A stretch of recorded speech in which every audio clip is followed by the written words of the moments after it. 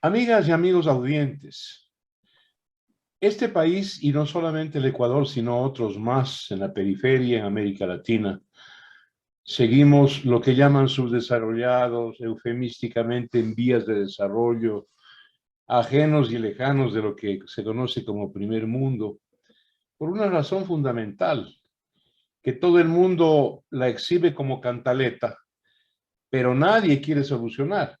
Y yo tengo sospechas de por qué no se quiere solucionar. Es el tema de la educación. Un pueblo con educación jamás habría elegido, escogido a tanto descarado, ¿no es cierto?, saqueador de la derecha. No habría reelegido dos veces al delincuente Correa. No habría votado jamás por este corrupto de Jorge Yunda, porque de uno y otro lado ideológico, el pueblo ecuatoriano, en este caso nuestro querido, suele ser engañado, timado, porque su escala política, su conciencia política sigue siendo precaria y la gran culpable es la educación. De esto voy a hablar con una joven muy responsable, asambleísta, jovencita, Rocío Yepes, triunfó junto a Fernando Villavicencio. Cuando no está Fernando, está Rocío. Voy a hablar de ella, de la educación en general y de la ley de educación superior que anda ahí represada en la Asamblea. Rocío, te doy una muy cordial bienvenida y te digo gracias por aceptar esta conversación. Marcelo, muchas gracias por la invitación. Para mí es un gusto poder conversar sobre la educación que tenemos en el país.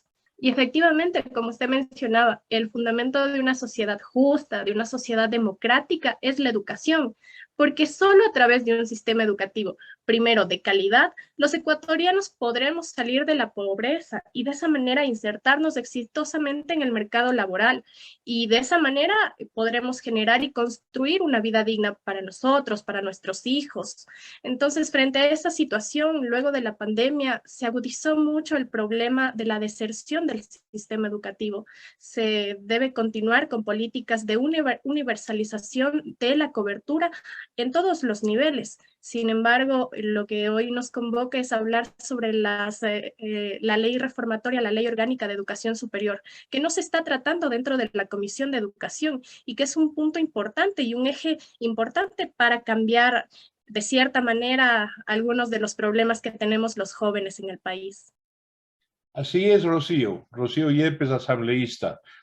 Lo que tú has dicho es cierto. No entiendo cómo y por qué el sector privado, la economía real de los ecuatorianos sería más próspera, tendría más demanda de bienes y servicios, podría ofertar más si tendría una población, un pueblo, una sociedad integrada, ¿no es cierto? Integrada al fenómeno laboral, al trabajo, a la profesión, a los buenos ingresos y a poder demandar.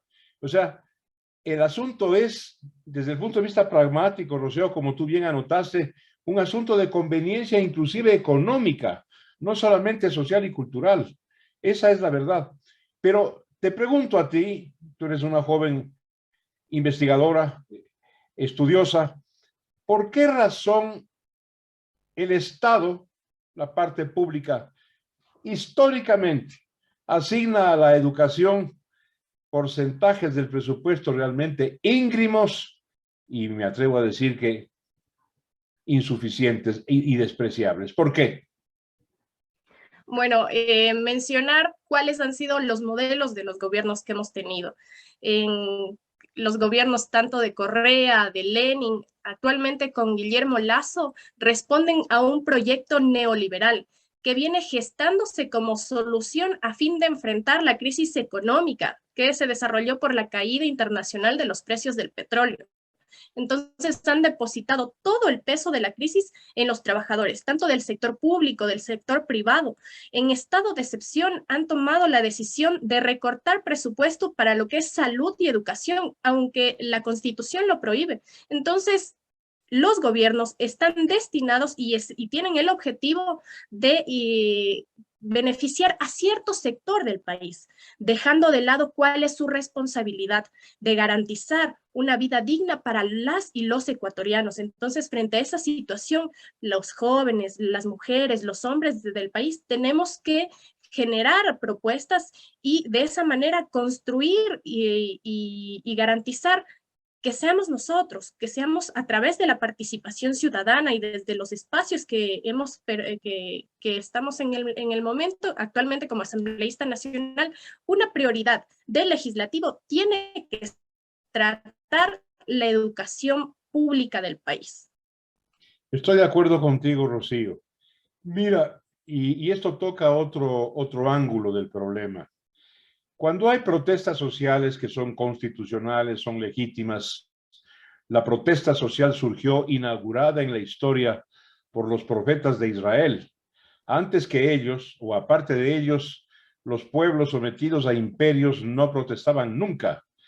Fue el pueblo judío el que inauguró esto, y bendito sea Dios, como suele decirse. Pero los sectores que siempre han estado en las calles protestando por A, B, C, D, situaciones injustas, yo nunca he visto, Rocío, en la vida o ciencia política que tengo, que haya una protesta social en las calles exigiendo una mejor educación, educación formal, desde el preescolar, la primaria, la secundaria y obviamente la universidad.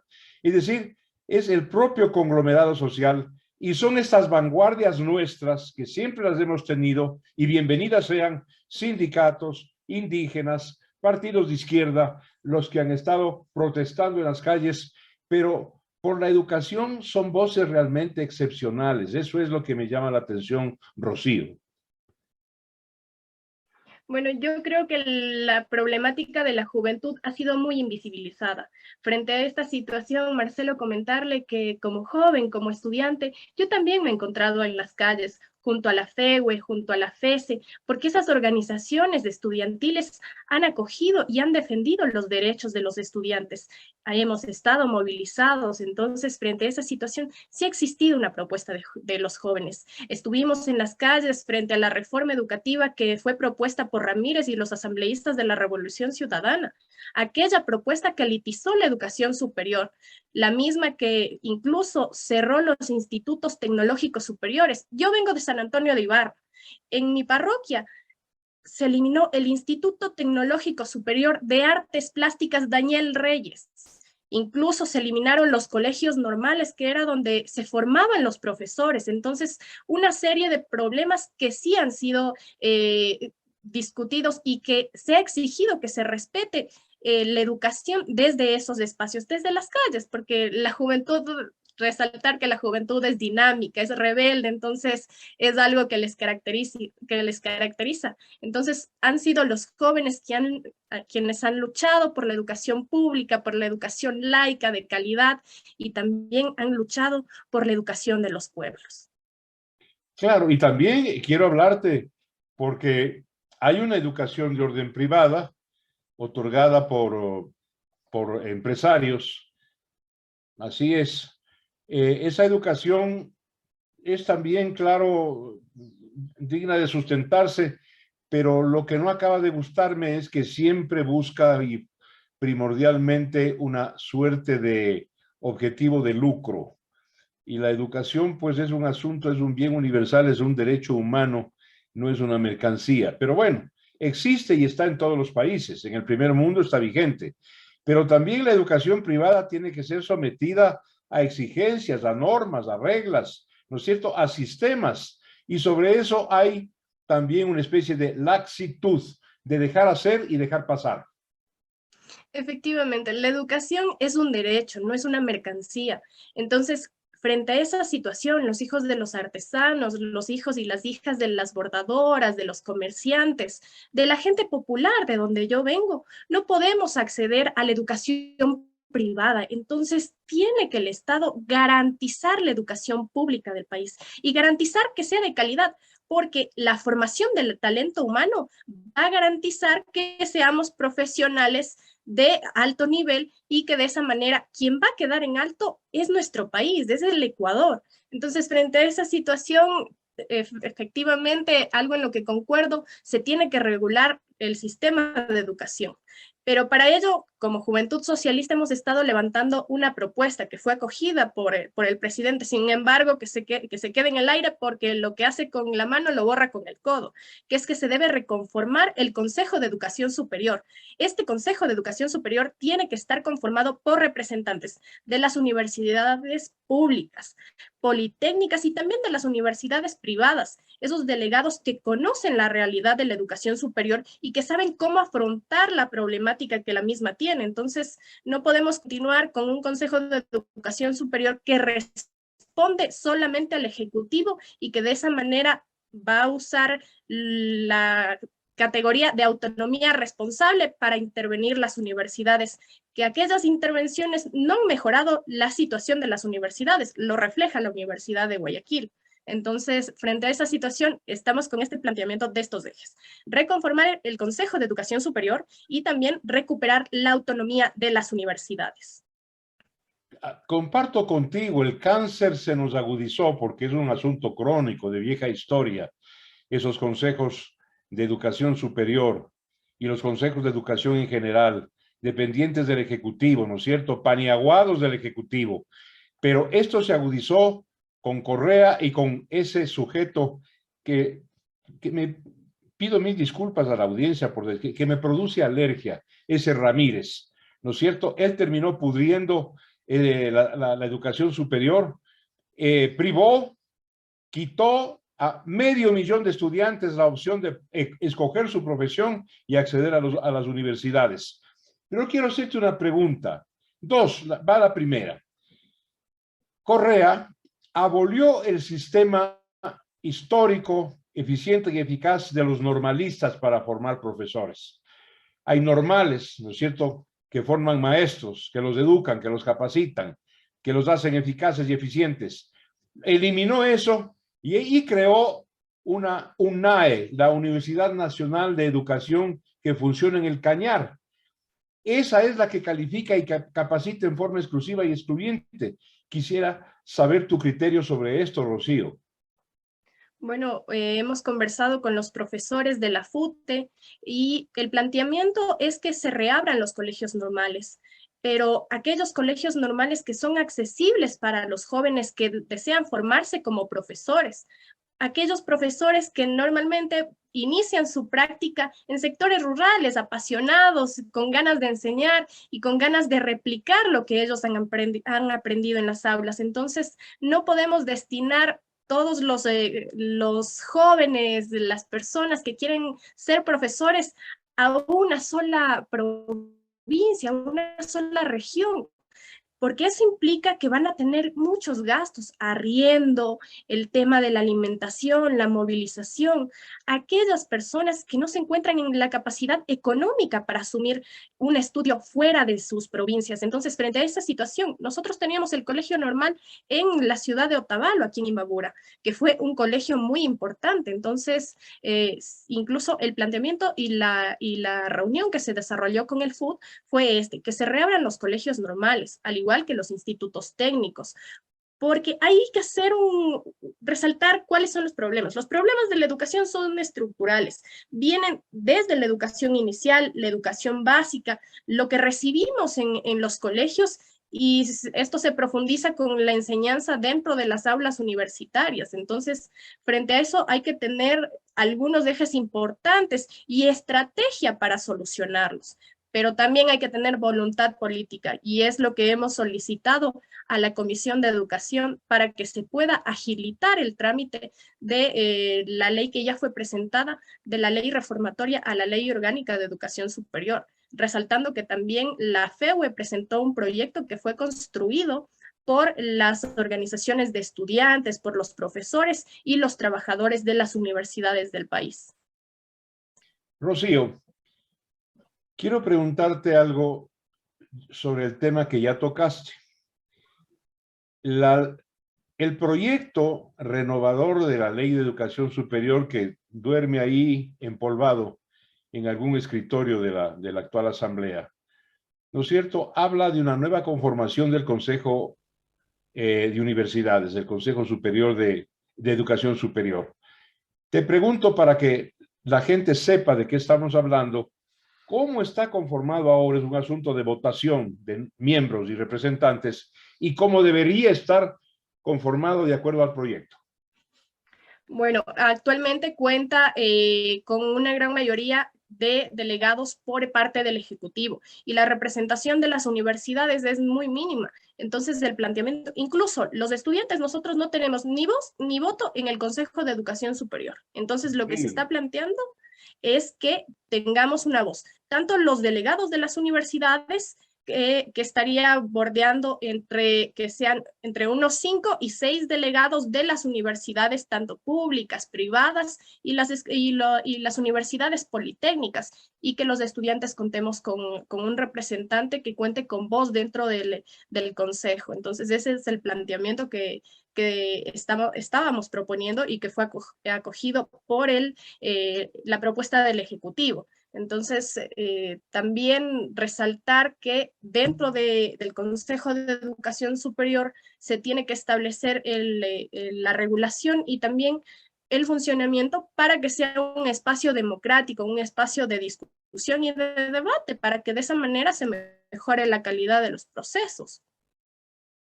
Rocío, voy a ser un poquito de abogado del diablo por algo que no es que quiera yo contrariar. Mientras más democracia haya en un tema tan crucial, determinante como es la educación, pues qué mejor. El tema, porque no hay solución sin problemas.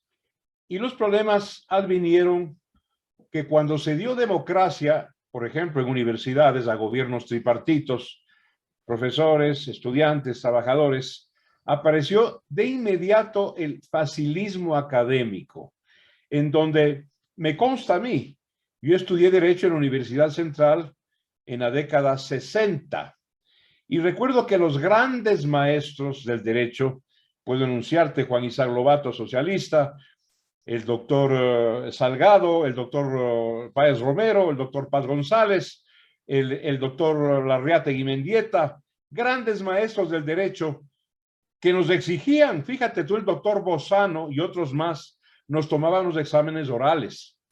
Esto fue denunciado a la FEWE y la FEWE trabajó y logró sacar a estos maestros acusándoles, amárrate los cinturones, Rocío, de fascistas. Entonces vuelvo al principio, el exceso de democracia puede derivar en un facilismo académico que sería peor lo roto que lo descosido. Bueno, ahí tengo una visión muy personal y que son que los valores se nos enseña desde los hogares. Entonces, no es algo que se imparte en lo que es la educación. Entonces, lo que se hace dentro del sistema educativo es fortalecer los valores que ya adquirimos en nuestros hogares. Pero sí hay que tener un cambio radical dentro de lo que es la concepción, porque frente a estas pequeñas acciones es que se replican los actos de corrupción en gran cantidad cuando ya se asumen roles de liderazgo. Entonces hay que ser éticos incluso con el rendimiento académico y ver esto, que actualmente es un privilegio estar estudiando. Entonces, por esta situación, quienes nos encontramos en las aulas, yo soy estudiante de Derecho de la Universidad Técnica del Norte, quienes nos encontramos estudiando, debemos aprovechar ese espacio con mucha responsabilidad.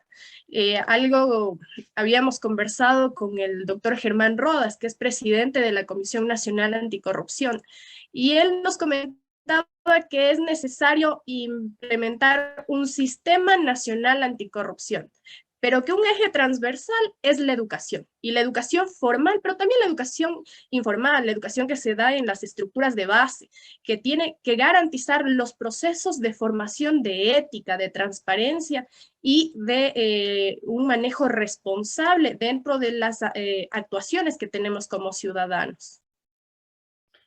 Quiero entrar a un asunto que no es precisamente capítulo de la educación, pero sí es de la producción y de una historia laboral del país. Yo siempre he sostenido que uno de los talentos o el talento determinante principal de los ecuatorianos es un talento manual. Por eso hemos tenido a lo largo de la historia artífices, artistas, escultores, pintores, artesanos utilitarios, artesanos artísticos de primerísima calidad.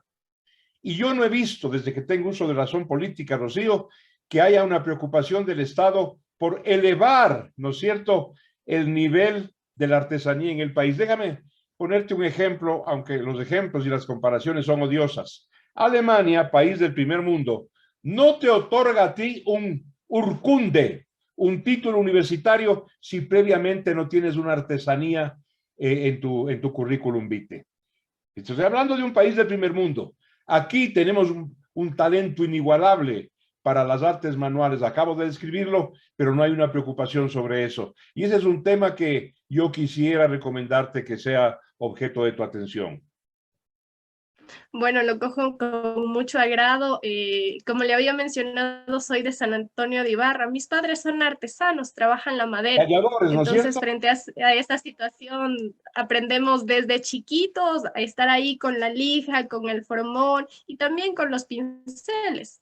Y de esa manera incluso se va desarrollando nuestras capacidades, incluso para aprender de mejor manera en nuestras aulas, porque a través del arte también se aprende. Entonces, lo cojo con mucho agrado esa propuesta para preocuparnos sobre los artistas y trabajar conjuntamente con ellos, con los artesanos, con las bordadoras, con aquellos artistas que generan incluso turismo en nuestro país y que son sectores olvidados.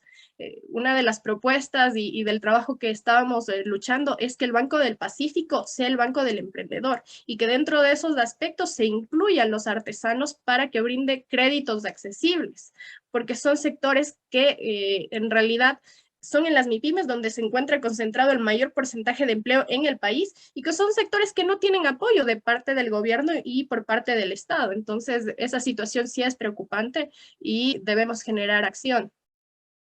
Has dicho bien y me uno a tu preocupación y a tu exigencia. El Banco del Pacífico no es un banco privado, es un banco de los casi 18 millones de ecuatorianos. No puede ese banco privatizarse, ¿no es cierto? Y menos con intenciones de deshuesarlo o desguazarlo. Tú sabes que desguazar es desmontar una máquina que está funcionando. El hecho de que haya habido corrupción en ese banco durante Correa no le quita de que es un banco que maneja todas las cuentas del Estado y es un banco aún con corrupción, un banco próspero. Me encanta la idea de que una de las grandes líneas de crédito de nuestro Banco del Pacífico sea hacia el emprendimiento. Te felicito por eso y hagamos fuerza porque esto se logre, Rocío Yepes. Nos queda un Muchas poquito gracias, Marcelo. de tiempo y quisiera que tú aproveches para que te dirijas, tú eres asambleísta, sensibilizando a la comunidad nacional sobre estos temas de la educación y la educación superior. Muchas gracias. Solo un tema frente al Banco del Pacífico. Efectivamente, ese es el banco de todos los ecuatorianos. Ya, retomando el tema de la reforma a la Ley Orgánica de Educación Superior, también dentro de las propuestas está la eliminación de la prueba de ingreso a las universidades por ser antitécnica, por ser restrictiva, y que se garantice un proceso de nivelación que sea responsable, que sean responsables las universidades de capacitarnos durante 6 meses y en igualdad de condiciones rendir una evaluación y que sea de acuerdo al lugar donde los estudiantes vivan y la universidad que ellos decidan, pero también la carrera que ellos decidan estudiar. Una lucha que estamos levantando y que estoy construyendo a nivel nacional es recuperar el Instituto Ecuatoriano de Crédito Educativo y Becas, aquel instituto que garantiza que los porque ya fue eliminado, que garantizó que los jóvenes a través de la formación del talento humano puedan acceder a una vida digna. Entonces estamos trabajando en eso porque el IESE funcionaba con los recursos que fueron y son aportados por los aportantes del Instituto Ecuatoriano de Seguridad Social. Entonces, son los trabajadores quienes han confiado que solo la educación nos hará libres, como decía Monseñor Leonidas Proaño. Entonces, frente a esa situación, estamos trabajando en un proyecto de ley. Bueno, Correa y Ramírez llevaron esos fondos del IESE, como lo acabas de decir, llevaron a su bolsillo. Eso hay que rectificar. Rocío, te agradezco mucho por haber conversado para el público, para la audiencia del tema educativo. te estrecho la mano y pronto nos veremos otra vez. Muchas gracias, Marcelo. Un gusto estar aquí.